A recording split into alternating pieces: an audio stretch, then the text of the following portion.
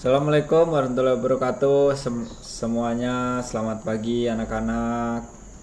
Jumpa kembali dengan Bapak ya hari ini. Kita lanjutkan pembelajaran kita, yaitu hari ini pembelajaran 3, tema 1, subtema 2, kelas 5. Lanjut. Di sini ada dua peta Indonesia. Nah, kalian tahu enggak bedanya yang di atas dengan yang di bawah? Nah, kalau yang di atas itu adalah peta umum. Jadi, ini peta Indonesia secara umum yang menggambarkan wilayah geografis wilayah Indonesia. Nah, yang satunya adalah peta khusus. Sama-sama Indonesia tetapi berbeda fungsinya. Sama-sama peta Indonesia tetapi berbeda fungsinya. Yuk kita simak lebih lanjut. Yang pertama yaitu ini peta umum. Jadi peta umum adalah peta yang menggambarkan keseluruhan wilayah dan menggambarkan secara umum geografis suatu wilayah. Jadi kalau ini Indonesia, peta Indonesia, jadi ini menggambarkan secara umum keseluruhan Indonesia. Ada pulau-pulaunya, ya. Terus di sini ada provinsi-provinsinya. Nah, ada ibu kota provinsi, ibu kota negara. Nah, seperti ini ibu kota provinsi Kalimantan Timur di Samarinda misalnya. Nah, ini adalah peta umum. Jadi peta umum ini adalah peta yang menggambarkan keseluruhan dari Indonesia. Karena ini adalah peta Indonesia. Lanjut. Nah, kalau peta khusus ini sama ya, peta Indonesia, tetapi di sini tidak serumit yang seperti peta umum. Jadi di sini hanya ada peta Indonesia, terus setiap provinsi itu memiliki warna yang berbeda. Nah, inilah yang dinamakan dengan peta khusus. Jadi warna yang berbeda ini menunjukkan sesuatu hal. Misalnya di sini ini adalah peta kepadatan penduduk. Nah, kepadatan penduduk. Jadi yang warna hijau tua seperti ini berarti penduduknya kurang dari 10 per kilometer persegi. Jadi masih jarang, sangat jarang. Terus ada lagi yang hijau, agak hijau muda. Nah, ini berarti 10 sampai 49 kilometer persegi. Nah, kalau yang oranye ini sudah 600 sampai 1299 kilometer persegi per kilometer persegi. Nah, kalau yang merah, ini merah 1 ya. Ini menggambarkan sudah lebih daripada 1300 orang per kilometer persegi. Nah, inilah dinamakan peta khusus. Nah, jadi peta khusus adalah peta yang menggambarkan hal-hal khusus dari suatu daerah. Misal peta kepadatan penduduk, peta persebaran suku, nah peta penghasil pertanian.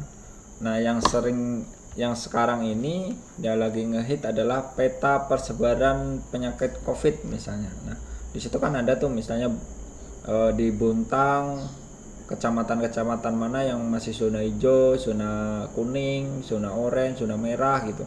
Nah, itu dinamakan dengan peta khusus. Nah, tuh. Nah, ini adalah peta persebaran suku. Jadi di sini ada yang kuning ini adalah mewakili suku Melayu. Jadi suku Melayu itu tidak hanya ada di Kalimantan tetapi di Sumatera pun banyak. Nah, gitu. Misalnya ini suku Dayak. Nah, yang hijau ya, yang hijau muda ini. Terus misalnya ada yang warna merah, misalnya suku Jawa di sini. Nah, kenapa ini banyak merah-merahnya? Karena orang Jawa itu banyak yang keluar daerah, biasanya banyak menempati daerah-daerah tertentu. Nah, terus misalnya di sini ada Sunda, misalnya di sini. Nah, ada suku Gorontalo yang warna biru seperti ini. Nah, ini ada suku Kaili. Nah, ya. Terus suku Banjar. Nah, banyak juga Banjar. Nah, ini ada Aceh, ada Nias. Jadi ini adalah peta persebaran suku yang ada di Indonesia. Jadi di satu wilayah yang sukunya dominan, nah itu digambarkan seperti itu. Berarti kalau misalnya ini kuning, yang dominan adalah suku Melayu. Terus kalau yang hijau ini yang banyak penduduknya atau yang dominan adalah suku Dayak. Nah, seperti itu. Lanjut. Nah, keragaman di Indonesia tidak membuat bangsa kita menjadi terpecah belah, tetapi bersatu dengan berdasarkan nilai-nilai luhur Pancasila.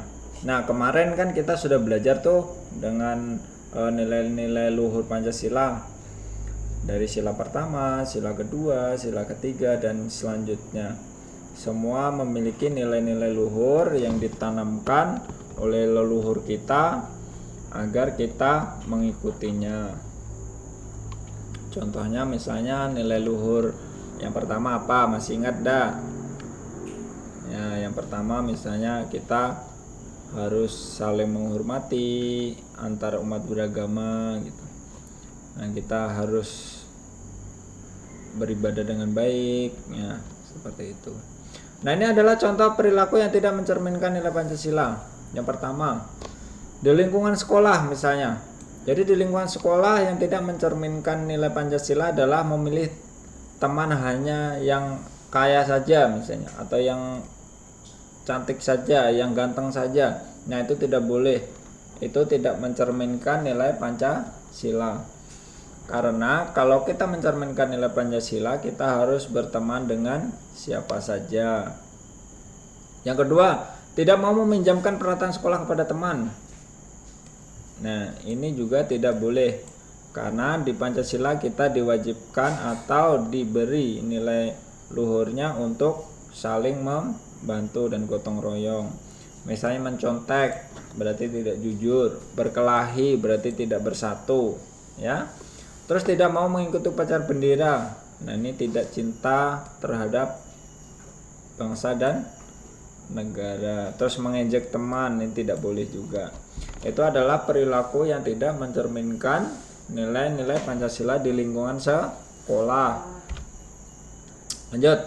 Sekarang di lingkungan rumah. Nah, ini misalnya tidak mau berbagi makanan dengan anggota keluarga yang lain. Nah, terus bermalas-malasan, membantah orang tua. Nah, memaksakan kehendak kepada anggota keluarga yang lain. Misalnya kalau kalian mau bermain nonton TV gitu, rebutan remote, maunya yang ini, maunya yang itu, yang lain dikalahkan, itu tidak boleh. Terus misalnya berbohong. Jadi jangan suka berbohong. Nah, itu contoh perilaku yang tidak mencerminkan nilai Pancasila di rumah. Nah, kalau di dalam masyarakat bagaimana? Nah, kalau di dalam masyarakat ini artinya perilaku yang bersinggungan dengan tetangga. Nah, tidak mau menjenguk tetangga yang sakit. Nah, ini tidak boleh. Terus melarang orang lain melakukan beribadah sesuai dengan agamanya. Nah, ini karena kita harus bertoleransi sesuai yang pertama tadi. Kita tidak boleh melarang orang lain untuk beribadah. Misalnya tetangga kita ada yang beribadah beda dengan kita, terus kita larang-larang, "Nggak usah beribadah, ikut saya saja." Nah, itu tidak boleh. Terus minum minuman keras dan berjudi tidak boleh, ya. Tidak mau mengikuti kegiatan kerja bakti, ronda, dan rapat lingkungan. Nah, ini siapa yang paling malas, tidak mau kerja bakti? Kalau disuruh kerja bakti alasan terus. Nah, itu tidak mencerminkan nilai-nilai Pancasila. Yang selanjutnya, tidak pamer kekayaan, mencuri, menganiaya teman, ya, terus melakukan kekerasan. Ini semua adalah contoh perilaku yang tidak mencerminkan nilai Pancasila. Jadi jangan sampai kita lakukan, ya. Nah, ini adalah faktor yang membuat bangsa Indonesia menjadi sebuah bangsa ini adalah faktor yang membuat bangsa Indonesia menjadi sebuah bangsa yang besar. Jadi ada beberapa faktor yang mempengaruhi Indonesia sehingga Indonesia itu merupakan bangsa yang sangat besar. Nah, itu.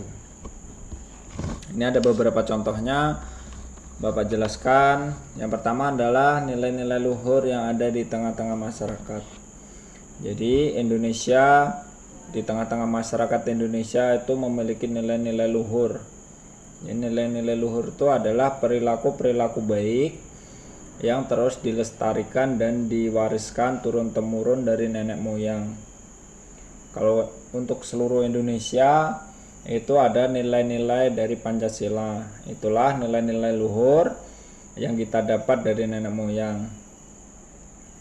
Nah, yang ada di tengah-tengah masyarakat, contohnya apa? Contohnya misalnya kita menjenguk orang sakit misalnya. Nah, menjenguk orang sakit, terus gotong royong, terus kita ikut kegiatan kerja bakti di lingkungan, itu adalah termasuk nilai luhur yang ada di tengah-tengah masyarakat. Itu juga menjadi faktor yang membuat bangsa Indonesia ini menjadi sebuah bangsa yang besar. Jadi bangsa Indonesia tidak mudah terpecah belah karena adanya masyarakat yang bersatu, saling gotong royong, saling membantu gitu. Lanjut, yaitu wilayah yang luas dan berupa kepulauan. Nah, ini Indonesia dikatakan bangsa yang besar karena wilayah yang luas dan berupa kepulauan. Kalau kita lihat, ya, bangsa Indonesia atau Indonesia ini terdapat banyak sekali pulau, sekitar 17.000 pulau lebih, ya. Itu dari Sabang sampai Merauke itu terdapat banyak pulau dan sangat luas. Itulah yang membuat bangsa Indonesia dikatakan bangsa yang besar. Jadi pertama tadi karena masyarakatnya, yang selanjutnya adalah karena wilayahnya yang luas. Tuh. Jadi dua-duanya saling mendukung. Sudah wilayahnya luas, masyarakatnya banyak dan beragam serta bersatu. Terus letak geografis dan strategis. Nah, letak geografisnya itu memanjang, ya, di garis di garis khatulistiwa dan sangat strategis. Jadi kalau dari perdagangan dunia kita ini sangat strategis. Jadi memanjang di tengah-tengah. Nah, itu diapit dua benua yang sangat besar. Besarnya jumlah penduduk Indonesia. Jadi yang ini juga merupakan satu faktor yang membuat bangsa Indonesia menjadi sebuah bangsa yang besar. Nah, jumlah penduduk Indonesia ini sangat banyak, sangat besar, sekitar 240 juta jiwa. Jadi itu jumlah penduduk yang sangat besar.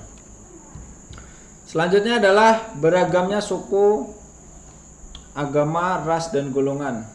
Nah, ini yang tidak dimiliki oleh bangsa yang lain.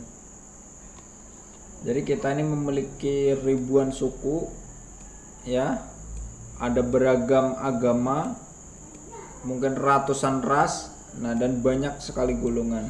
Itu yang membuat Indonesia menjadi sebuah bangsa yang besar dan kuat. Nah, Nah, keberagaman suku di Indonesia itu sangat baik, tidak menyebabkan kita terpecah belah, tidak menyebabkan kita saling bertengkar, ya, tetapi kita saling mendukung, saling menghormati satu sama lain. Walaupun antar suku, beda agama, beda suku, beda ras, kita tetap saling membantu, saling gotong royong. Nah, itu adalah faktor-faktor yang membuat bangsa Indonesia ini menjadi bangsa yang sangat besar. Itu adalah faktor yang membuat bangsa Indonesia menjadi sebuah bangsa yang sangat besar. Oke, terima kasih anak-anak semua sudah menyimak pelajaran hari ini. Silakan kalian nanti kerjakan soal latihannya. Selamat belajar. Apabila nanti tidak ada atau kalian belum paham, silakan ulangi videonya atau tanya di kolom komentar atau WA Bapak ya. Selamat belajar sekali lagi. Selamat pagi. Assalamualaikum warahmatullahi wabarakatuh.